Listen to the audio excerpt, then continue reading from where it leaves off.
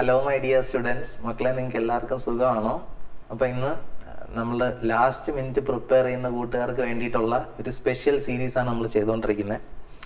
അപ്പം അതിൻ്റെ second part, സുവോളജിയുടെ second പാർട്ടാണ് നമ്മളിന്ന് ചെയ്യാൻ പോകുന്നത്. അപ്പം നമ്മൾ കഴിഞ്ഞ ക്ലാസ്സിൽ ഈ ക്വസ്റ്റ്യൻ പേപ്പറിൻ്റെ 10 ക്വസ്റ്റ്യൻസ് ചെയ്തു.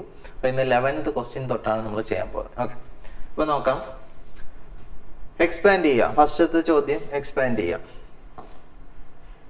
സ്വിഫ്റ്റും ICSIയും എക്സ്പാൻഡ് ചെയ്യുക. ഓക്കെ, അപ്പം ഇതിനകത്ത് ഈ ചാപ്റ്ററിനകത്ത് ഏറ്റവും ഇമ്പോർട്ടൻ്റ് ആയിട്ടുള്ള ഒരു പോർഷനാണ് ഈ എക്സ്പാൻഷൻസ്. അതിനകത്ത് ഇത് മാത്രമല്ല, വേറെ എക്സ്പാൻഷൻസ് ഉണ്ട്. അതിൻ്റെ എക്സ്പാൻഷൻസ് നിങ്ങൾ പഠിച്ചിരിക്കുക. ഓക്കെ, ഇപ്പോൾ സ്വിഫ്റ്റ് എന്ന് പറഞ്ഞാൽ സ്വിഫ്റ്റ്, ഗിഫ്റ്റ്, എന്താണ് ഈ സാധനങ്ങളൊക്കെ പഠിക്കുക. ഓക്കെ, അപ്പോൾ സ്വിഫ്റ്റിനകത്ത് എന്താണ് zygote intra fallopian transfer. Okay, അപ്പം സൈഗോട്ടിന് എന്ത് ചെയ്യുക, ഫെലോപ്പിയൻ ട്യൂബിനകത്തോട്ട് ട്രാൻസ്ഫർ ചെയ്യുന്ന മെത്തേഡിനെയാണ് എന്ത് പറയുന്നത്, സ്വിഫ്റ്റ് എന്ന് പറയുന്നത്. ഇനി ICSI എന്ന് പറഞ്ഞാൽ എന്താണ്, intra cytoplasmic sperm injection. Okay, ഇപ്പൊ സ്പേമിന്റെ കൗണ്ടൊക്കെ കുറവുള്ളവരാണെങ്കിൽ നമ്മൾ എന്ത് ചെയ്യുക, നീഡിലെ സ്പേമിനെ എടുത്തതിന് ശേഷം സൈറ്റോപ്ലാസത്തിനകത്തോട്ട്, നമ്മളൊരു ഓവത്തിന്റെ സൈറ്റോപ്ലാസത്തിനകത്തോട്ട് ഡയറക്റ്റ് സ്പേമിനെ ഇഞ്ചെക്ട് ചെയ്യുന്ന മെത്തേഡാണെന്ന് പറയുന്നത് ഇൻട്രാ സൈറ്റോപ്ലാസ്മിക് സ്പേം ഇഞ്ചക്ഷൻ എന്ന് പറയുന്നത്. ഓക്കെ, ഇനി അടുത്തത് മാച്ച് ദ ഫോളോയിങ്, മാച്ച് ചെയ്യാം. ഓക്കെ, ഫസ്റ്റത്തത് എഴുതിപ്പോവാം. ഫസ്റ്റത്തത് ഫിസിക്കൽ ബാരിയർ ആണ്.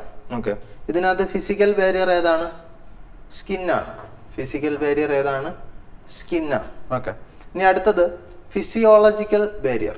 ഫിസിയോളജിക്കൽ ബാരിയർ എന്ന് പറഞ്ഞാൽ സലൈവ ഇൻ മൗത്ത്. ഓക്കെ, അപ്പം ഇതിനകത്ത് ശ്രദ്ധിക്കേണ്ട കാര്യം, ഫിസിയോളജിക്കലി എൻ്റെ ബോഡിയിലുള്ള ബാരിയേഴ്സ്, അതായത് ഒന്ന് മൗത്തിനകത്തുള്ള സലൈവ, പിന്നെ അതുപോലെ തന്നെ എൻ്റെ സ്റ്റൊമക്കിനകത്തുള്ള ആസിഡ്സ്, അപ്പോൾ ഇതുപോലത്തെ സാധനങ്ങളെല്ലാം എന്തിനകത്താണ് വരുന്നത്, ഫിസിയോളജിക്കൽ ബാരിയേഴ്സിനകത്ത് വരുന്നത്. ടിയേഴ്സ്, അപ്പോൾ ഇതെല്ലാം ഫിസിയോളജിക്കൽ ബാരിയേഴ്സിനകത്താണ് വരുന്നത്. ഫിസിക്കൽ എന്ന് പറഞ്ഞാൽ എന്താണ്, പുറമെ എനിക്ക് ഫിസിക്കലി ഇങ്ങനെ ടച്ച് ചെയ്യാൻ പറ്റുന്ന പുറമേ കാണുന്ന ബാരിയർ ആണെന്ന് ഫിസിക്കൽ ബാരിയറിനകത്ത് വരുന്നത്, അതാണ് സ്കിൻ എന്ന് പറയുന്നത്. ഇനി അടുത്തതാണ് സെല്ലുലാർ ബാരിയർ. ഇപ്പോൾ സെല്ലുലാർ ബാരിയർ എന്ന് പറയുമ്പോൾ മെയിൻലി നമ്മുടെ ഇമ്മ്യൂൺ സെൽസ്, ലിംഫോസൈറ്റുകളാണ് വരുന്നത് അല്ലേ. അപ്പം സെല്ലുലാർ ബാരിയർ എന്താണ് ഇവിടെ, ന്യൂട്രോഫിൽസ് ആണ്. ഏതാണ്, ന്യൂട്രോഫിൽസ് ആണ്. ഓക്കെ, ഇനി അടുത്തതാണ് സൈറ്റോകിനിൻ ബാരിയർ. സൈറ്റോകിനിൻ ബാരിയർ എന്ന് പറഞ്ഞാൽ എന്താണ്, ഇന്റർഫെറോൺസ് ആണ്. ഓക്കെ, സൈറ്റോകിനിൻ ബാരിയർ എന്ന് വെച്ചാൽ ഇന്റർഫെറോൺസ് ആണ്. അപ്പോൾ ഓക്കെ, അപ്പോൾ അതെന്താണെന്ന് എക്സ്പ്ലെയിൻ ചെയ്യാം. ഇപ്പം എൻ്റെ ബോഡിയിൽ ഏതെങ്കിലും ഒരു സെല്ല് വൈറസ് ഇൻഫെക്റ്റഡ് ആയിട്ട് മാറി എങ്കിൽ ആ സെല്ല് പ്രൊഡ്യൂസ് ചെയ്യുന്ന സബ്സ്റ്റൻസുകളെയാണ് നമ്മൾ സൈറ്റോകിനിൻസ് എന്ന് പറയുന്നത്. ഓക്കെ, അപ്പം ഇവരെന്ത് ചെയ്യുന്നുണ്ട്, ഒരു എമർജൻസി ആയിട്ടുള്ളൊരു വാർണിംഗ് കൊടുക്കുകയാണ്. ഈ ഇതിൻ്റെ പ്രവർത്തനം, എൻ്റെ കാര്യത്തിന് ഒരു തീരുമാനമായി എന്ന് പറഞ്ഞ് പുറത്തൊരു എമർജൻസി സിഗ്നൽ കൊടുക്കുന്നതാണ്. ഓക്കെ, അപ്പോൾ അങ്ങനെ ഉണ്ടാക്കുന്ന സബ്സ്റ്റൻസ് ആണ് നമ്മുടെ ഇന്റർഫെറോൺസ്. ഓക്കെ, അപ്പോൾ ഈ ഇന്റർഫെറോൺസ് ഒരു സെല്ല് പ്രൊഡ്യൂസ് ചെയ്യാൻ തുടങ്ങി കഴിഞ്ഞാൽ ആ സെല്ലിന് നമ്മുടെ പുറത്തുള്ള നമ്മുടെ ആന്റിബോഡീസും അതുപോലെ തന്നെ T ലിംഫോസൈറ്റുകളും ഒക്കെ ഒന്ന് അതിനെ ലൊക്കേറ്റ് ചെയ്യും. ലൊക്കേറ്റ് ചെയ്തിട്ട് ഇതിനെ ഒന്ന് എന്ത് ചെയ്യും, നശിപ്പിക്കും. മനസ്സിലാവും?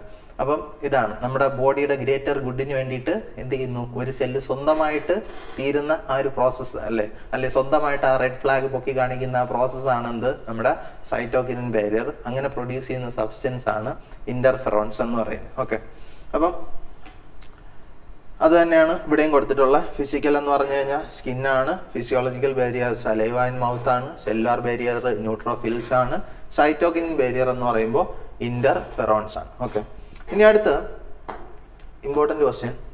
ഫസ്റ്റ് ഈ സയൻസ് പഠിക്കണം. ഇത്രയും സയൻസ് മാത്രമല്ല നിങ്ങളുടെ ടെക്സ്റ്റിനകത്തുള്ളത്, ഈ സയൻസ് മുഴുവനായിട്ട് നിങ്ങൾ എന്ത് ചെയ്യുക, പഠിച്ചിരിക്കുക. ഓക്കെ, ഇവിടെ പറയുന്നത് first child of A couple was affected with sickle cell anaemia. Okay, അപ്പോൾ ഫസ്റ്റത്തെ കുട്ടി, ഓക്കെ, ഒരു കപ്പിളിന്റെ ഫസ്റ്റത്തെ സ്റ്റുഡന്റ് സിക്കിൾ സെൽ അനീമിയ എന്ന് പറയുന്ന ഒരു ജനറ്റിക് ഡിസോർഡർ വന്നു. ഓക്കെ, എന്നിട്ട് പറയുന്നു during the second pregnancy they visited A genetic councillor and he prepared A Pedigree chart of their family. അപ്പോൾ സെക്കൻഡ് പ്രഗ്നൻസിയിൽ അവരെന്ത് ചെയ്തു, ഒരു ജനറ്റിക് കൗൺസിലറിന്റെ അടുത്ത് പോയി. ഓക്കെ, അപ്പോൾ അയാൾ എന്ത് ചെയ്തു, ഒരു പെഡിഗ്രി അനാലിസിസ് തയ്യാറാക്കി കൊടുത്തു. ഓക്കെ, അപ്പോൾ നമുക്കറിയാം പെഡിഗ്രി അനാലിസിസ് ചെയ്യുന്നത് ഏതെങ്കിലും ഒരു ഫാമിലിയിൽ ഒരു പ്രത്യേകതരം ജനറ്റിക് ഡിസോർഡർ വന്നു കഴിഞ്ഞാൽ അതിൻ്റെ പ്രിവെൻറ്റീവ് മെഷേഴ്സ് എടുക്കാൻ വേണ്ടിയിട്ടാണ് നമ്മൾ പെഡിഗ്രി അനാലിസിസ് തയ്യാറാക്കുന്നത്. അതായത് ഇനി പുതിയതായിട്ട് ആ ഫാമിലി ഒരു മെമ്പർ ജനിക്കുന്ന സമയത്ത് അയാൾക്ക് എംബ്രിയോണൽ സ്റ്റേജിൽ വെച്ച് തന്നെ നമുക്ക് വേണമെങ്കിൽ എന്ത് ചെയ്ത് നോക്കാം, ചെക്ക് ചെയ്ത് നോക്കാം അല്ലേ. അങ്ങനെയുള്ള ചില കണ്ടീഷൻസിൽ മാത്രം നമുക്ക് വേണമെങ്കിൽ എറിത്രോബ്ലാസ്റ്റോസിസ് ഫീറ്റാലിസിസ് ചെയ്യാം. നോർമലി അത് അപ്രൂവ്ഡ് അല്ല, കാരണം ഫീമെയിൽ ഫീറ്റിസൈഡ്സും കാര്യങ്ങളോ കൂടുതലായിട്ട് നടക്കുന്നതുകൊണ്ട് നോർമലി അപ്രൂവ്ഡ് അല്ല. എങ്കിലും ഇങ്ങനെയുള്ള കേസുകളിൽ ഇപ്പം ജനറ്റിക് ആയിട്ടുള്ള പ്രോബ്ലംസ് ഉള്ള ഫാമിലീസ് ആണെങ്കിൽ നേരത്തെ എംബ്രിയോണൽ സ്റ്റേജിൽ വെച്ച് തന്നെ ജീൻ തെറാപ്പിയോ മറ്റെന്തെങ്കിലും ക്യൂറേറ്റീവ് മെഷേഴ്സ് ചെയ്യാൻ കഴിഞ്ഞാൽ പിന്നെ എന്ത് ചെയ്യാൻ പറ്റും, ആ കുഞ്ഞിന് നോർമലായിട്ട് ജനിക്കാൻ പറ്റും. ഇനി അല്ലെങ്കിൽ തന്നെ എന്തെങ്കിലും പ്രോഡക്റ്റുകൾ കൊണ്ടാണ് ഈ പ്രശ്നം വരുന്നതെങ്കിൽ ആ സബ്സ്റ്റൻസ് ആ ഫാമിലിയിലുള്ള ആൾക്കാർക്ക് അവോയ്ഡ് ചെയ്യാൻ പറ്റും. അപ്പൊ ഇങ്ങനെയൊക്കെയുള്ള പലതരം റീസൺസിന് വേണ്ടിയിട്ട് നമുക്ക് എന്ത് ചെയ്യാം, പെഡിഗ്രി അനാലിസിസ് തയ്യാറാക്കി വെക്കാം. ഓക്കെ, പക്ഷെ ക്വസ്റ്റ്യൻ ഇതൊന്നുമല്ല. ക്വസ്റ്റ്യൻ ഏതാണ്, identify the symbols used in Pedigree chart. Okay, അപ്പൊ 4 സിമ്പിൾസ് തന്നിട്ടുണ്ട്. ഈ പെഡിഗ്രിയിൽ ഉപയോഗിക്കുന്ന 4 സിമ്പിൾസിന് എന്തൊക്കെയാണ് എന്ന് എഴുതണം. ഓക്കെ, അപ്പൊ ഫസ്റ്റത്തത് ഈ സ്ക്വയർ എന്ന് പറഞ്ഞ ഒരു അൺഅഫക്റ്റഡ് മെയിലാണ്, അല്ലെങ്കിൽ ഒരു നോർമൽ മെയിലാണ്. സർക്കിൾ എന്ന് പറഞ്ഞാൽ എന്താണ്, ഒരു നോർമൽ ഫീമെയിൽ ആണ്. അപ്പൊ സ്ക്വയർ എന്ന് പറഞ്ഞ ഒരു നോർമൽ മെയിലും സർക്കിൾ എന്ന് പറഞ്ഞാൽ നോർമൽ ഫീമെയിൽ. അപ്പൊ ഇവർ തമ്മിൽ മേറ്റ് ചെയ്യുന്നതിന് സൂചിപ്പിക്കാനാണ് അവിടെ ലൈൻ ഇട്ടിരിക്കുന്നത്. ഓക്കെ, അപ്പം ഫസ്റ്റത്തെ എ എന്ന് പറയുന്ന പിക്ചർ എന്താണ്, മേറ്റിംഗ് ആണ്. ഓക്കെ, ഇനി രണ്ടാമത്തത് എന്താണ് സ്ക്വയറും സർക്കിളും ഉണ്ട്, അതിൻ്റെ ഇടയ്ക്ക് 2 വര ഇട്ടിരിക്കുന്നു. 2 വര ഇടുക എന്ന് പറഞ്ഞാൽ എന്താണ്, മേറ്റിംഗ് വിത്ത് റിലേറ്റീവ്സ് അല്ലെങ്കിൽ കൺസാഗ്യുവസ് മേറ്റിംഗ്. ഓക്കെ, അപ്പം റിലേറ്റീവ്സിന്റെ ഇടയ്ക്കുള്ള മേറ്റിംഗ് ആകുമ്പോഴത്തേക്ക് എന്താണ്, ഡബിൾ സ്ട്രോങ്. അതിന് വേണ്ടിയിട്ടാണ് എന്ത് ചെയ്യുന്നുള്ളത്, നമ്മൾ 2 വര ഇട്ടിട്ടുള്ളത്. ഓക്കെ, ഇനി അത് കഴിഞ്ഞിട്ട് ഒരു സർക്കിൾ ഉണ്ട്. അതിനകത്ത് സർക്കിൾ എന്ന് പറയുമ്പോഴേ എനിക്ക് എന്ത് മനസ്സിലായി, അത് ഫീമെയിൽ ആണെന്ന് മനസ്സിലായി. അതിനകത്ത് പക്ഷെ എന്ത് ചെയ്തിട്ടുണ്ട്, അവര് ഷെയ്ഡ് ചെയ്തിട്ടുണ്ട്. ഓക്കെ, അപ്പൊ അതെന്താണെന്നാണ് ചോദിക്കുന്നത്. അപ്പൊ അതെന്താണ്, അഫക്റ്റഡ് ഫീമെയിൽ ആണ്. ഓക്കെ, ഇനി അടുത്തതോ സ്ക്വയർ, നമ്മൾ നേരത്തെ പോലെ സ്ക്വയർ ഇട്ടിട്ടുണ്ട്, അതെന്താണ്, നോർമൽ മെയിൽ ആണ്. ഓക്കെ, അപ്പൊ അടുത്ത് നമുക്ക് 14ാമത്തെ ചോദ്യമാണ്. 14ാമത്തെ ചോദ്യം എന്താണ്, observe the diagram and answer the questions about oviduct. Okay, അപ്പൊ ആദ്യം ഡയഗ്രാം നോക്കുക. ഈ ഡയഗ്രാമിനകത്ത് നമ്മുടെ ഫീമെയിൽ റീപ്രൊഡക്റ്റീവ് സിസ്റ്റമാണ് കാണിച്ചിട്ടുള്ളത്. അത് നമ്മൾ നോക്കി. അത് കഴിഞ്ഞതിന് ശേഷം എന്ത് ചെയ്യുക, ഓവിഡക്റ്റിനെ കുറിച്ചുള്ള ചോദ്യങ്ങൾക്ക് മറുപടി കൊടുക്കുക, ഉത്തരം എഴുതുക എന്നുള്ളതാണ് അല്ലെ. ഓവിഡക്റ്റിന്റെ മറ്റൊരു പേരാണ് നമ്മുടെ ഫലോപ്പിയൻ ട്യൂബ് എന്ന് പറയുന്നത്. ഓക്കെ, ഓവിഡക്റ്റ് അല്ലെങ്കിൽ ഫലോപ്പിയൻ ട്യൂബ് എന്ന് പറയുന്നതാണ് ഓവത്തിനെ ട്രാൻസ്പോർട്ട് ചെയ്യുന്ന ഡക്റ്റ്. അതുകൊണ്ടാണ് അതിന് ഓവിഡക്റ്റ് എന്ന് പേരിട്ടിരിക്കുന്നത്. ഓക്കെ, അപ്പം ഇതിനകത്ത് നമുക്ക് മെയിൻലി 3 പാർട്ടാണ് ഉള്ളത്. ഫസ്റ്റത്തെ പാർട്ടിനെ നമ്മൾ ഇൻഫണ്ടിബുലം എന്ന് പറയും. ആ ഇൻഫണ്ടിബുലത്തിന്റെ ഫസ്റ്റ് പാർട്ട് ഇവിടെ കണ്ടോ, ഫിംഗർ ലൈക്ക് പ്രൊജക്ഷൻസ് കണ്ടോ. ഈ ഫിംഗർ ലൈക്ക് പ്രൊജക്ഷൻസിനെ കുറിച്ചാണ് ഫസ്റ്റത്തെ നമ്മുടെ ചോദ്യം. അപ്പൊ എന്താണ് ചോദ്യം, finger like projections that help in collection of ovum. അപ്പൊ ഇവിടെതായിരിക്കുന്നു ഓവറി. ഓവറിയിലൊന്ന് ഓവം കളക്ട് ചെയ്യാൻ ഉപയോഗിക്കുന്ന ഈ ഫിംഗർ ലൈക്ക് പ്രൊജക്ഷൻസിന്റെ പേരാണ് ചോദിച്ചിരിക്കുന്നത്. അതിന്റെ പേരെന്താണ്, ഫിംബ്രിയെ. അതിന്റെ പേരെന്താണ്, ഫിംബ്രിയെ എന്ന് പറയുന്നത്. ഓക്കെ, ഇനി അടുത്തത് part of oviduct with narrow lumen that joins the uterus. യൂട്രസുമായിട്ട് ജോയിൻ ചെയ്യുന്ന ഈ നാരോ ലൂമൻ ഉള്ള ഈ പാർട്ടിന്റെ പേരെന്ത്. ഓക്കെ, ഈ പാർട്ടിന്റെ പേരാണ് നമ്മൾ എന്ത് പറയുന്നത്, ഇസ്തുമസ് എന്ന് പറയുന്നത്. ഇതിനാണ് എന്ത് പറയുന്നത്, ഇസ്തുമസ്. ഇനി അടുത്ത് funnel shaped part of oviduct that is near the ovary. അപ്പൊ ഇതാണ് ഓവറി. ഓവറിയിൽ അടുത്തിരിക്കുന്ന ഈ ഫണല് പോലെ ഇരിക്കുന്നത് ഈ ഭാഗം, ഫണല് പോലെ ഇരിക്കുന്ന ഈ ഭാഗം, ഇതിനെ പറയുന്ന പേരെന്താണ്, ഇൻഫണ്ടിബുലം. ഇതിനാണ് ഇൻഫണ്ടിബുലം എന്ന് പറയുന്നത്. ഇനി അടുത്ത site of fertilisation. Site of fertilisation ഈ പാർട്ടാണ്. ഇതിനാണ് നമ്മൾ എന്ത് പറയുന്നത്, ആംപ്യുള്ള എന്ന് പറയുന്നത്. ഓക്കെ, അപ്പൊ അത് തന്നെയാണ് ഇവിടെയും കൊടുത്തിട്ടുള്ളത്. ഫസ്റ്റത്തത് ഫിംബ്രയാണ്, രണ്ടാമത്തത് ഇസ്തുമസ്, അടുത്തത് ഇൻഫണ്ടിബുലം, ഏറ്റവും ലാസ്റ്റത്തത് ആംപ്യുള്ള. ഓക്കെ, അപ്പൊ ഇവിടെയാണ് എന്ത് നടക്കുന്നത്, ഫെർട്ടിലൈസേഷൻ നടക്കുന്നത്. ഓക്കെ, ഇനി അടുത്തത് ജെനറ്റിക്സിലോട്ട് പോവുകയാണ്. നിങ്ങളുടെ ഈ ക്വസ്റ്റ്യൻ പേപ്പറിനകത്ത് ഏറ്റവും ഇമ്പോർട്ടൻ്റ് ആയിട്ടുള്ള 2 ടോപ്പിക്കുകളാണ്. ഇപ്പം നിങ്ങൾ നീറ്റിന് എക്സാമിന് പ്രിപ്പയർ ചെയ്യുന്നവരാണെങ്കിൽ പോലും ഏറ്റവും ഇമ്പോർട്ടൻ്റ് ആയിട്ടുള്ള 2 ടോപ്പിക്സ് ആണ് ജെനറ്റിക്സ്. അത് നന്നായിട്ട് പഠിക്കുക. അപ്പൊ ഇതിനകത്ത് snapdragon plants have red flowers and white flowers. If red flowered plants are crossed with white flowered ones, F1 generation produce pink flowers. Okay, ശ്രദ്ധിച്ച് കേൾക്കണം. അപ്പൊ അത് നമ്മൾ വരച്ച് നോക്കാം, അപ്പോഴേ നമുക്ക് കറക്റ്റായിട്ട് മനസ്സിലാകത്തുള്ളൂ. അവിടെ പറയുന്നത് F1 ജനറേഷൻ ക്രോസ് ചെയ്തത് റെഡ് ഫ്ലവേഴ്സും, റെഡ് ഫ്ലവേഴ്സിനെ റെപ്രസെന്റേറ്റ് ചെയ്യുന്ന ജീനോ ടൈപ്പാണ് capital letter R, capital letter R. എന്തുമായിട്ടാണ് ക്രോസ് ചെയ്തത്, white flowers. White flowers recessive ആണ്, അപ്പം അതിനെന്ത് പറയാം, small letter R, small letter R. അപ്പൊ ഇത് തമ്മിൽ ക്രോസ് ചെയ്ത സമയത്ത് എനിക്ക് F1 ജനറേഷൻ കിട്ടി. ഓക്കെ, ഇത് തമ്മിൽ ഞാൻ ക്രോസ് ചെയ്യാം. ഇതുമായിട്ട് നമ്മൾ ക്രോസ് ചെയ്തു.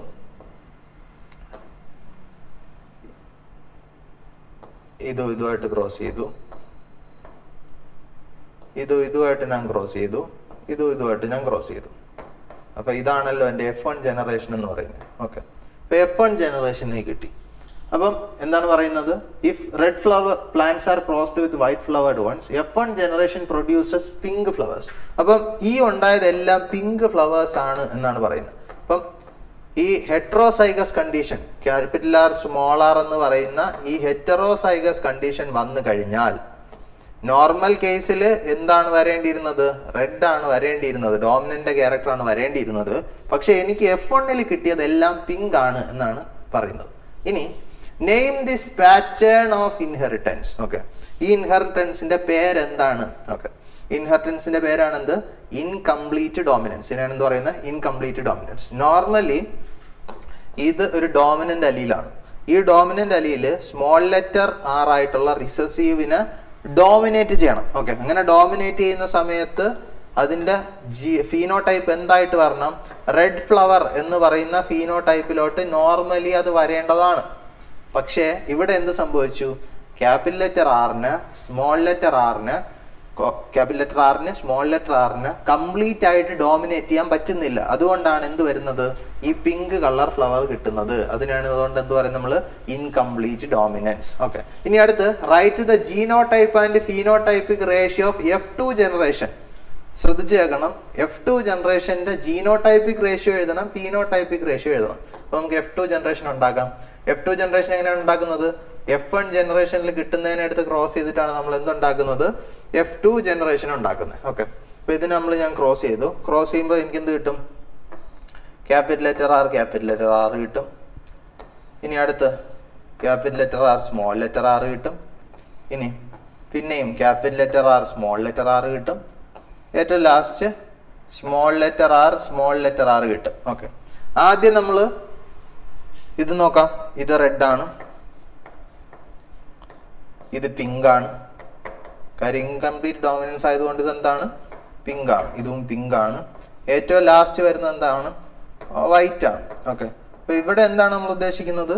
ഫീനോടൈപ്പിക് റേഷ്യോയും വേണം, ജീനോടൈപ്പിക് റേഷ്യോയും വേണം. അപ്പൊ ആദ്യം ജീനോടൈപ്പിക് റേഷ്യോ നോക്കാം. ജീനോടൈപ്പിക് റേഷ്യോ എന്ന് പറയുമ്പോഴത്തേക്കും ക്യാപിറ്റൽ ലെറ്റർ ആർ ഒരെണ്ണേ ഉള്ളൂ. അപ്പൊ 1:, capital letter R small letter R രണ്ടെണ്ണം ഉണ്ട്. അപ്പൊ 2:, സ്മോൾ ലെറ്റർ ആർ 1. അപ്പൊ 1:2:1 ആണ് എന്റെ ജീനോടൈപ്പിക് റേഷ്യോ. ഇനി അടുത്ത് ഫീനോടൈപ്പിക് റേഷ്യോ എന്താണ്? ഫീനോടൈപ്പിക് റേഷ്യോ എന്ന് പറഞ്ഞാൽ പുറത്ത് എക്സ്പ്രസ് ചെയ്ത് കാണിക്കുന്ന ക്യാരക്ടറിന്റെ റേഷ്യോ. അതായത് ഒരു റെഡ് ഉണ്ട്, 1, 2 പിങ്ക് ഉണ്ട്, ഇനി ഒരു വൈറ്റ് ഉണ്ട്. അപ്പൊ 1:2:1 ആണ് എന്ത്? ഫീനോടൈപ്പിക് റേഷ്യോ എന്ന് പറയുന്നത്. ഓക്കെ, അത് തന്നെയാണ് ഇവിടെയും കൊടുത്തിട്ടുള്ളത്. അപ്പൊ ഇവിടെ പാറ്റേണിന്റെ പേരെന്താണ്? Incomplete dominance. Phenotypic ratio 1:2:1, genotypic ratio 1:2:1.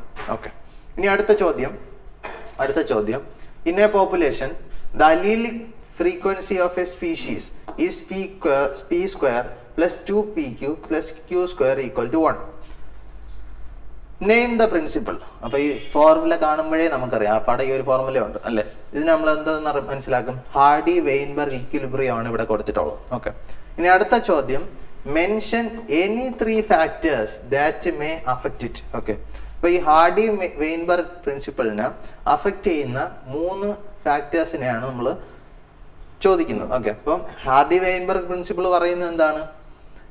ഒരു പോപ്പുലേഷനകത്ത് അലീൽ ഫ്രീക്വൻസി എപ്പോഴും കോൺസ്റ്റന്റ് ആയിരിക്കും. ഓക്കെ, അൺലെസ് ഈ ഫാക്ടേഴ്സ് വരുന്നത് വരെ ഒരു പോപ്പുലേഷൻ എടുത്ത് നോക്കിക്കഴിഞ്ഞാൽ, ഒരു സ്ഥലത്തിലെ പോപ്പുലേഷൻ എടുത്ത് നോക്കിക്കഴിഞ്ഞാൽ അവിടെയുള്ള അലീൽ ഫ്രീക്വൻസീസ് സെയിം ആയിരിക്കും എന്നുള്ളതാണ്. ഓക്കെ, അപ്പം നമുക്ക് ഫസ്റ്റത്തെ ചോദ്യത്തിന്റെ ഉത്തരം എഴുതി ഹാർഡി വെയിൻബർഗ് പ്രിൻസിപ്പിൾ. ഇനി അടുത്ത് measure any 3 factors that may affect it. അപ്പൊ ഈ ഹാർഡി വെയിൻബർഗ് ഇക്വിലിബ്രിയം എന്ന് പറയുന്ന ഈ പ്രിൻസിപ്പിളിനെ ബാധിക്കുന്ന അല്ലെങ്കിൽ അതിനെ അഫക്റ്റ് ചെയ്യുന്ന ബാക്കി കാര്യങ്ങൾ എന്തൊക്കെയാണ് എന്നുള്ളതാണ് ചോദ്യം. ഓക്കെ, അപ്പം ഒന്നാമത്തത് നിങ്ങൾ ഏതെങ്കിലും 3 എഴുതിയാൽ മതി. പക്ഷെ നിങ്ങൾ ടെക്സ്റ്റിനകത്ത് 5 കൊടുത്തിട്ടുള്ളതുകൊണ്ട് നിങ്ങൾ മസ്റ്റ് ആയിട്ട് 5 പഠിക്കണം. ഓക്കെ, ഒന്നാമത്തത് gene migration or gene flow. അപ്പൊ ജീൻ മൈഗ്രേഷൻ അല്ലെങ്കിൽ ജീൻ ഫ്ലോ എന്ന് പറയുമ്പോൾ എന്താണ് അവിടെ ഉദ്ദേശിക്കുന്നത്? വേറൊരു സ്ഥലത്ത് നിന്ന് എന്ത് വരുന്നു? ഒരു പോപ്പുലേഷൻ മൈഗ്രേറ്റ് ചെയ്ത് നമ്മൾ ഇപ്പം നോക്കിക്കൊണ്ടിരിക്കുന്ന സ്ഥലത്തോട്ട് വരുന്നു അല്ലെ. അപ്പൊ അങ്ങനെ വരുമ്പോ എന്ത് ചെയ്യുന്നു? ആ അലീലിക് പൂളിനകത്ത് പുതിയ ജീൻസ് ആഡ് ആയി. ഓക്കെ, ഇനി അത് കഴിഞ്ഞിട്ട് genetic drift. Okay, genetic drift എന്ന് പറഞ്ഞാൽ എന്താണ്? ഒരു ചാൻസ് ഇവന്റ് കാരണം ജീൻ മൈഗ്രേഷൻ എന്തെങ്കിലും സംഭവിക്കുന്നു, അതിനെയാണ് എന്തെന്ന് പറയുന്നത് ജനറ്റിക് ഡ്രിഫ്റ്റ്. അപ്പൊ ഈ ജനറ്റിക് ഡ്രിഫ്റ്റ് കാരണം എന്ത് തന്നെ സംഭവിക്കുന്നു? ഹാർഡി വെയിൻബർഗ് പ്രിൻസിപ്പിൾ വയലേറ്റ് ചെയ്യുന്നു, അതായത് അതിനകത്ത് പുതിയ ജീൻസ് വരുന്നു. ഓക്കെ, പിന്നെ മ്യൂട്ടേഷന്റെ കാര്യം പിന്നെ പറയണ്ടല്ലോ. മ്യൂട്ടേഷൻ സംഭവിച്ചു കഴിഞ്ഞാൽ ഓട്ടോമാറ്റിക്കലി അവിടെ നേരത്തെ ഇല്ലാതിരുന്ന പുതിയ അലീൽസ് അവിടെ ഫോം ചെയ്യുന്നു, അത് മ്യൂട്ടേഷൻ ആണ്. പിന്നെ അത് കഴിഞ്ഞിട്ട് വരുന്നതാണ് ജനറ്റിക് റീകോമ്പിനേഷൻ. അതും അറിയാലോ, ജനറ്റിക് റീകോമ്പിനേഷൻ എപ്പോഴൊക്കെ നടക്കും? ഓരോ പ്രാവശ്യം നമ്മുടെ മിയോസിസ് നടക്കുന്ന സമയത്ത് പുതിയ സെക്സ് സെൽസ് ഉണ്ടാവാൻ വേണ്ടിയിട്ട് മിയോസിസ് നടക്കുമ്പോഴും എന്ത് നടക്കും? ജനറ്റിക് റീകോമ്പിനേഷൻ നടക്കും, അല്ലെ? നമ്മൾ അതിനെ ക്രോസിംഗ് ഓവർ എന്നൊക്കെ പറയും. അപ്പം പുതിയ റീകോമ്പിനന്റ് DNA കാര്യങ്ങളുണ്ടാവും. ഓക്കെ, ഇനി ലാസ്റ്റതാണ് എന്ത്? Natural selection. ഓക്കെ, അപ്പൊ നാച്ചുറൽ സെലക്ഷൻ എന്ന് പറഞ്ഞ പ്രോസസ് അറിയാലോ. എന്തെങ്കിലും ഹാർഡ്ഷിപ്സും കാര്യങ്ങളൊക്കെ വരുമ്പോഴത്തേക്കും ബോഡിയിൽ മാറ്റമുള്ള ജീൻസ് ഉള്ള ആൾക്കാർ സർവൈവ് ചെയ്യുന്ന പ്രോസസ്സിനാണ് നാച്ചുറൽ സെലക്ഷൻ എന്ന് പറയുന്നത്. ഓക്കെ, അപ്പം ഈ പറഞ്ഞ 5 ഫാക്ടേഴ്സ് കാരണം പുതിയ അലീലിക് ഫ്രീക്വൻസീസ് ഉണ്ടാവുന്നു എന്നുള്ളതാണ്. മനസ്സിലായോ? അപ്പം ഈ 5 ഫാക്ടേഴ്സ് എന്തിനെ വയലേറ്റ് ചെയ്യുന്നു? നമ്മുടെ ഹാർഡി വെയിൻബർഗ് ഈക്വിലിബ്രിയത്തെ അല്ലെങ്കിൽ പ്രിൻസിപ്പിളിനെ വയലേറ്റ് ചെയ്യുന്നു. ഓക്കെ, ഇനി അടുത്ത് 17ാമത്തെ ചോദ്യം. 17ാമത്തെ ചോദ്യം ഇതാണ്: identify the pictures A and B. Okay, ഇനി ഇതിനകത്ത് ഹിന്റുകൾ കൊടുത്തിട്ടുണ്ട്. A എന്ന് പറയുന്നത് ഒരു IUD ആണെന്നുള്ള കാര്യം എനിക്കറിയാം. B എന്ന് പറയുന്നത് മെയിൽസിലുള്ള ഒരു സ്റ്റെറിലൈസേഷൻ പ്രൊസീജിയർ ആണ് എന്നുള്ളതും അറിയാം. അതാണ് ഇവിടെ കൊടുത്തിട്ടുള്ള ഹിന്റുകൾ. ഓക്കെ, അപ്പം A എന്ന് പറയുന്നത് ഒരു IUD ആണ്. ഏത് IUD ആണ് എന്നുള്ളത് മനസ്സിലാക്കുക, ഏത് ഇൻട്രാ യൂട്രൈൻ ഡിവൈസ് ആണെന്നുള്ളത് നമ്മൾ തിരിച്ചറിയുക. രണ്ടാമത്തത് ഇവിടെ നമ്മൾ നോക്കിക്കഴിഞ്ഞാൽ മെയിൽ സ്റ്റെറിലൈസേഷൻ മെത്തേഡാണ്. സ്റ്റെറിലൈസേഷൻ എന്ന് പറഞ്ഞാൽ അറിയാലോ, പിന്നെ എന്ത് ചെയ്യത്തില്ല, കുഞ്ഞുങ്ങൾ ഉണ്ടാകത്തില്ല. അത് നമ്മൾ സ്റ്റോപ്പ് ചെയ്യുന്ന ആ പ്രൊസീജിയറിനെയാണ് എന്ന് പറയുന്നത് മെയിൽ സ്റ്റെറിലൈസേഷൻ മെത്തേഡ് എന്ന് പറയുന്നത്. അപ്പൊ ഇതിനെ രണ്ടിനെ ഐഡന്റിഫൈ ചെയ്യുക എന്നുള്ളതാണ് ആദ്യത്തെ ക്വസ്റ്റ്യൻ. അപ്പൊ ഹിന്റുകളുടെ ബേസിസിൽ നമ്മൾ ഐഡന്റിഫൈ ചെയ്യുക. ഓക്കെ, അപ്പൊ ഒന്നാമത് ഏതാണ്? ഈ A എന്ന് പറയുന്ന ഇമേജ് കോപ്പർ T ആണ്, അല്ലെ? കോപ്പർ T എന്ന് പറയുന്ന IUD ആണ് ഇവിടെ കൊടുത്തിട്ടുള്ളത്. ഇനി ഇവിടെ എന്താണ് കാണുന്നത്? വാസ് ഡിഫറൻസിനെ കട്ട് ചെയ്ത് ടൈ ചെയ്തിരിക്കുന്നതാണ് നമ്മൾ കാണുന്നത്, അല്ലെ? അപ്പൊ അതുകൊണ്ട് ഇതിനെന്ത് പറയും? വാസെക്ടമി എന്ന് പറയും. ഇതിനെന്ത് പറയും? നമ്മൾ വാസെക്ടമി എന്ന് പറയും, കാരണം ഇത് വാസ് ഡിഫറൻസിനെ കട്ട് ചെയ്ത് ടൈ ചെയ്യുന്നു. ഓക്കെ, ഇനി അടുത്തത് amniocentesis for sex determination is banned in our country. Is this ban necessary? Comment. Okay, അപ്പൊ അമ്നിയോസെന്റസിന്റെ കാര്യം പറയാണ്. അപ്പൊ അമ്നിയോസെന്റസിസ് നമുക്കറിയാമല്ലോ. അമ്നിയോസെന്റസിസ് എന്ന് പറഞ്ഞാൽ ഒരു കുഞ്ഞ് ജനിക്കുന്നതിന് മുന്നേ തന്നെ എന്താണ്? അമ്നിയോട്ടിക് ഫ്ലൂയിഡ് പരിശോധിച്ചിട്ട് അതിൽ എന്തെങ്കിലും ഡീഫോർമാലിറ്റിയോ, അതായത് അമ്നിയോട്ടിക് ഫ്ലൂയിഡിനകത്ത് കുഞ്ഞിന്റെ സെൽസ് ഉണ്ടാവും. ആ സെൽസിനെ എടുത്തിട്ട് നമ്മൾ പരീക്ഷിക്കുന്ന പ്രോസസ്സിനെയാണ് അമ്നിയോസെന്റസിസ് എന്ന് പറയുന്നത്, അല്ലെ? അപ്പം ഈ അമ്നിയോസെന്റസിനകത്ത് നമ്മൾ നോക്കുക. അപ്പം ഇത് നമ്മുടെ കൺട്രിയിൽ ബേൺഡ് ആണോ ഇല്ലയോ എന്നുള്ളതാണ് ചോദ്യം. അപ്പൊ അതിന്റെ റീസൺ എന്ത് എന്നുള്ളതാണ്. അപ്പൊ നമുക്കറിയാം നമ്മുടെ കൺട്രിയിൽ അമ്നിയോസെന്റസിസ് ബാൻഡ് ആണ്. അതിന്റെ മെയിൻ റീസൺ എന്ന് പറഞ്ഞാൽ ഫീമെയിൽ ഫീറ്റിസൈഡ്സിന്റെ എണ്ണം കൂടുന്നു എന്നുള്ളത് കൊണ്ടാണ്. ഓക്കെ, അപ്പം അതൊരു പെൺകുഞ്ഞാണ് എന്ന് മനസ്സിലായാലും, അതായത് അമ്നിയോസെന്റസിസ് നമ്മൾ ചെയ്യുന്ന സമയത്ത് എനിക്ക് ആ കുഞ്ഞിന്റെ ജെൻഡർ മനസ്സിലാക്കാൻ പറ്റും. അതൊരു ഫീമെയിൽ ആണോ മെയിൽ ആണെന്നുള്ള ജെൻഡർ എനിക്ക് മനസ്സിലാക്കാൻ പറ്റും. അപ്പോൾ അത് ഫീമെയിൽ ആണെങ്കിൽ അതിനെ കൊന്നുകളയുന്ന ഒരു രീതിയുണ്ട്. അപ്പോൾ അതിനാണ് ഫീമെയിൽ ഫീറ്റിസൈഡ്സ് എന്ന് പറയുന്നത്. അപ്പോൾ ഫീമെയിൽ ഫീറ്റിസൈഡ്സ് കൂടി വരുന്നത് കൊണ്ടാണ് നമ്മൾ എന്ത് ചെയ്തിട്ടുള്ളത്? അമ്നിയോസെന്റസിന്റെ പുറത്ത് ബാൻ ഇട്ടിട്ടുള്ളത്. ഓക്കെ, അപ്പൊ എന്തെങ്കിലും അത്രയും ക്രൂഷ്യൽ ആയിട്ടുള്ള ഇപ്പൊ ജനറ്റിക് ഡിഫക്റ്റുകളോ കാര്യങ്ങളോ അങ്ങനെ എന്തെങ്കിലുമൊക്കെ ഉണ്ടെങ്കിൽ ചെയ്യാം. അല്ലാതെ ഇങ്ങനെ ജെൻഡർ റിവീൽ ചെയ്യാൻ വേണ്ടിയിട്ട് ഒരിക്കലും എന്ത് ചെയ്യാൻ പാടില്ല? അമ്നിയോസെന്റസിസ് ചെയ്യാൻ പാടില്ല എന്നുള്ളതാണ്. ഓക്കെ, അപ്പൊ നമ്മുടെ ചോദ്യം ഇതാണ്: അമ്നിയോസെന്റസിസ് നമ്മുടെ കൺട്രിയിൽ ബാൻഡ് ആണോ? ഇനി ആ ബാൻ നെസസറി ആണോ? നിങ്ങളുടെ അഭിപ്രായം എന്ത് എന്നുള്ളതാണ് ചോദ്യം. ഓക്കെ, അപ്പൊ നമുക്ക് നോക്കാം. അപ്പം അമ്നിയോസെന്റസിസ് എന്താണ്? 100% ബാൻ ചെയ്യേണ്ടതാണ്. ഓക്കെ, അമ്നിയോസെന്റസിസ് നമ്മൾ എന്ത് ചെയ്യണം? 100% ബാൻ ചെയ്യണം. അപ്പൊ അതിന്റെ റീസൺ മനസ്സിലായല്ലോ. ഫീമെയിൽ ഫീറ്റിസൈഡ്സിന്റെ എണ്ണം കൂടുന്നത് കാരണമാണ് നമ്മൾ എന്ത് ചെയ്തിട്ടുള്ളത്? അമ്നിയോസെന്റസിസ് ബാൻ ചെയ്ത് വെച്ചിട്ടുള്ളത്. ഓക്കെ, അടുത്ത ചോദ്യം: identify and write the name of the experiment shown in the figure. Okay, ഈ എക്സ്പെരിമെന്റ് കൊടുത്തിട്ടുള്ള ഈ ഫിഗറിൽ കൊടുത്തിട്ടുള്ള എക്സ്പെരിമെന്റ് ഇത് കാണുമ്പോഴേ നമുക്കറിയാം എന്താണ്? ഹെർഷേ ചേസ് എക്സ്പെരിമെന്റ് ആണ് ഇവിടെ കൊടുത്തിട്ടുള്ളത്. ഓക്കെ, ഇനി what was the aim of this experiment? ഈ എക്സ്പെരിമെന്റ് എയിം എന്താണെന്ന് നമുക്കറിയാം. എന്താണ്? DNA ആണോ ജനറ്റിക് മെറ്റീരിയൽ എന്ന് കണ്ടുപിടിക്കുക. ഓക്കെ, പക്ഷെ നമ്മൾ ഇങ്ങനെ മാത്രം എഴുതിയിട്ട് കാര്യമില്ല. നമ്മൾ എന്ത് ചെയ്യുക, അത് ഫുള്ളായിട്ട് എഴുതുക. അതായത് നമ്മുടെ ബാക്ടീരിയ ഫേജ് ഇൻഫെക്ട് ചെയ്യുന്ന സമയത്ത് ബാക്ടീരിയക്ക് അകത്തോട്ട് പോകുന്ന സബ്സ്റ്റൻസ് പ്രോട്ടീൻ ആണോ DNA ആണോ എന്താണെന്ന് ശരിക്കും കണ്ടുപിടിക്കുക എന്നുള്ളതാണ് അതിന്റെ പ്രോസസ്സ് എന്ന് പറഞ്ഞത്. ഓക്കെ. പിന്നെ അതുപോലെ ഇതിനൊരു C ക്വസ്റ്റ്യൻ കൂടെ ഉണ്ട്. Aയും Bയും C എന്ന് പറയുന്ന ഈ 3 പ്രോസസ്സുകൾ ഐഡന്റിഫൈ ചെയ്യുക എന്നുള്ള ഒരു കാര്യം കൂടെ അതിനകത്തുണ്ട്. A എന്ന് പറഞ്ഞാൽ എന്താണ്? ഇൻഫെക്ഷൻ. അതായത് നമ്മൾ ബാക്ടീരിയ ഫേജിനെ ഉപയോഗിച്ച് ബാക്ടീരിയ ഇൻഫെക്റ്റ് ചെയ്യാൻ അനുവദിക്കുന്ന പ്രോസസ്സാണ് A എന്ന് പറയുന്നത്. ഇനി B എന്ന് പറഞ്ഞാലോ ബ്ലെൻഡിങ്. ബ്ലെൻഡിങ് എന്ന് പറഞ്ഞാൽ എന്താണ്? നമ്മൾ ബ്ലെൻഡറിൽ വെച്ചതിനെ ഇത് അജിറ്റേറ്റ് ചെയ്യുന്നതാണെന്ത് ബ്ലെൻഡിങ്. അടുത്ത C എന്ന് പറഞ്ഞാലോ സെൻട്രിഫ്യൂഗേഷൻ. അതായത് ഇൻഫെക്റ്റ് ചെയ്തതിന് ശേഷം ബാക്കി കിടക്കുന്ന പ്രോട്ടീൻ ഗോട്ടിനെയും കാര്യങ്ങളെയും നമ്മുടെ എന്താണ് ബാക്ടീരിയയിൽ നിന്ന് വൈറൽ പ്രോട്ടീൻ ഗോട്ടിനെ റിമൂവ് ചെയ്യാൻ വേണ്ടിയിട്ടാണ് നമ്മൾ എന്ത് ചെയ്യുന്നത്? സെൻട്രിഫ്യൂഗേഷൻ എന്ന് പറയുന്ന മെത്തേഡ് ചെയ്യുന്നത്. ഓക്കെ. അപ്പൊ 3 കാര്യങ്ങൾ മനസ്സിലായല്ലോ. എക്സ്പെരിമെന്റ് എന്ന് പറഞ്ഞാൽ എന്താണ്? ഹെർഷേ ചേസ് എക്സ്പെരിമെന്റ് ആണ്. ഇതിന്റെ എയിം എന്ന് പറഞ്ഞാൽ എന്താണ്? ജനറ്റിക് മെറ്റീരിയൽ DNA ആണോ എന്ന് ഡിറ്റർമിൻ ചെയ്യുക എന്നുള്ളതാണ്. ഇനി ഇതിനകത്ത് നമ്മൾ കുറച്ചുകൂടെ വിശദീകരിച്ച് എഴുതണം. അതായത് പ്രോട്ടീൻ ആണോ DNA ആണോ ഏതാണ് ബാക്ടീരിയ ഫേജിൽ നിന്ന് അല്ലെങ്കിൽ വൈറസിൽ നിന്ന് ബാക്ടീരിയയിലോട്ട് കയറുന്നത് എന്ന് നമ്മൾ ഡിറ്റർമിൻ ചെയ്യണം. അത് കഴിഞ്ഞാൽ ABC ഏതാണെന്ന് എഴുതണം. A എന്ന് വെച്ചാൽ ഇൻഫെക്റ്റ് ചെയ്യാൻ അനുവദിക്കുന്നത്, B അതിനകത്ത് ബ്ലെൻഡിങ് ആണ്, C എന്ന് പറഞ്ഞാൽ സെൻട്രിഫ്യൂഗേഷൻ ചെയ്ത് വൈറൽ കമ്പോണന്റിനെ റിമൂവ് ചെയ്യുന്നതാണ്. ഓക്കെ. അടുത്തത് the accelerated rates of species extinction rates of species that the world is facing now is largely due to human activities. Okay. അപ്പം ആദ്യമേ ഒരു സ്റ്റേറ്റ്മെന്റ് ആണ് കൊടുത്തിട്ടുള്ളത്. നമ്മുടെ ഹ്യൂമൻ ആക്ടിവിറ്റീസ് കാരണമാണ് നമ്മൾ ഈ കാണുന്ന പ്രോബ്ലംസ് എല്ലാം അല്ലെങ്കിൽ എക്സ്റ്റിങ്ഷൻ മാസ് എക്സ്റ്റിങ്ഷൻ നടന്നുകൊണ്ടിരിക്കുന്നത്. ഓക്കെ. ഇതിനെ ഈവിൽ ക്വാർട്ടറ്റ് എന്നാണ് നമ്മൾ പറയുന്നത്. ഈസ് ദ സോർബിക്വന്റ് used to describe the biodiversity loss. Okay.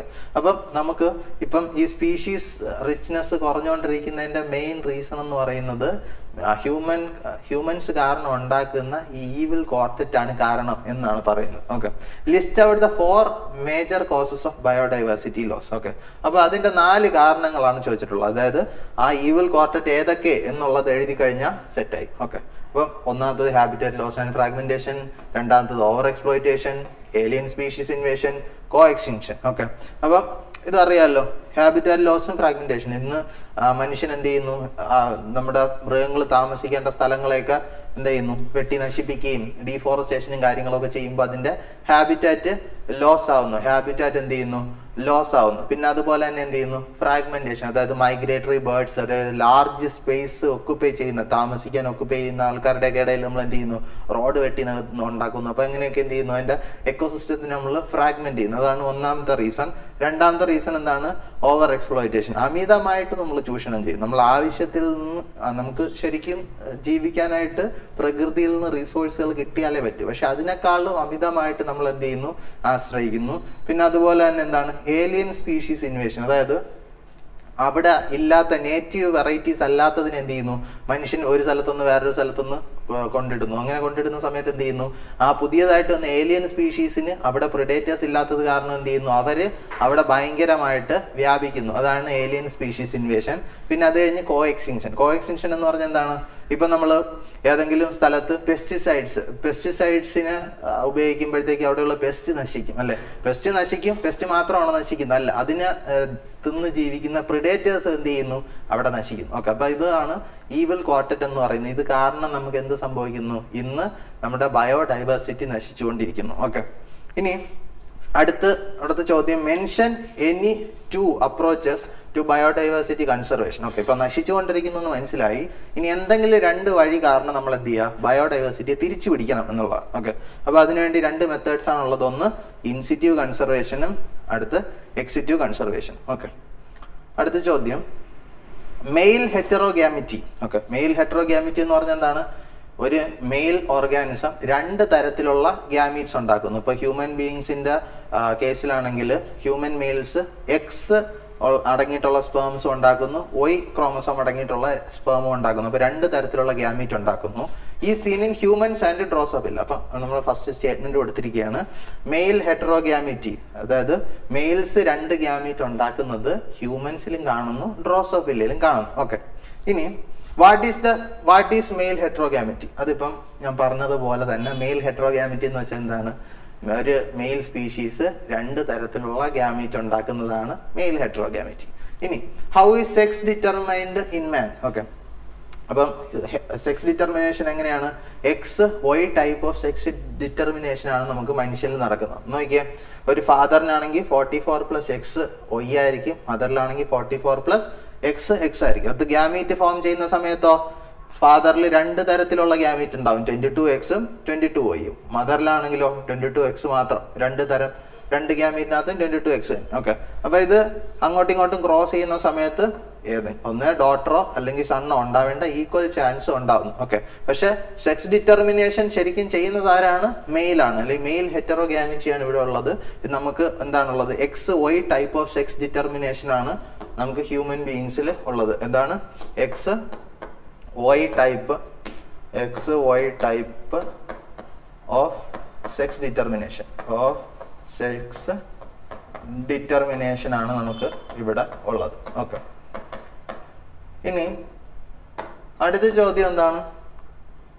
In sperm or egg responsible for sex determination in chicken. Okay, ഇപ്പൊ കോഴികളിൽ നമ്മൾ നോക്കിക്കഴിഞ്ഞാൽ അവിടെ സെക്സ് ഡിറ്റർമിനേഷൻ ചെയ്യുന്നത് ആരാണ്? സ്പേം ആണോ എഗ് ആണോ? അതായത് സ്പേം ആണെന്ന് ചോദിക്കുമ്പോൾ മെയിൽ ഹെറ്ററോഗാമിറ്റി ആണോ എഗ് ആണോ, അതായത് ഫീമെയിൽ ഹെറ്ററോഗാമിറ്റി ആണോ എക്സ്പ്ലെയിൻ ചെയ്യുക എന്നുള്ളതാണ്. അപ്പൊ നമുക്കറിയാം ചിക്കൻസ് അല്ലെങ്കിൽ ഹെൻസിനകത്ത് ഫീമെയിൽ ഹെറ്ററോഗാമിറ്റി ആണ് കാണുന്നത്. എന്താണ്?